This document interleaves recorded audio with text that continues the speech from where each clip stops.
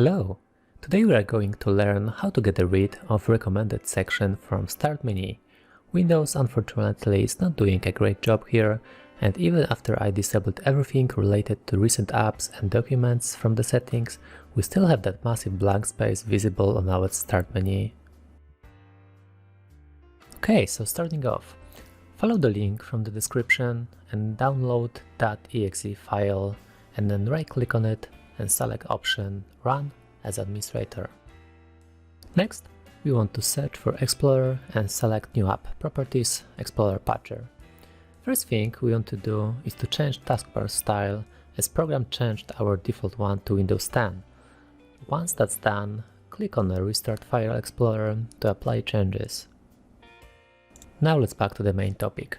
In our application, select Start menu on your left and then tick the option for Disable the recommended section, and then click on the Restart File Explorer again.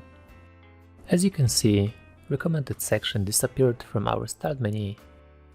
Now, I will highly recommend to restart your PC after doing those actions to avoid any issues. Once PC is restarted, you can enjoy your normal looking taskbar. And congratulations!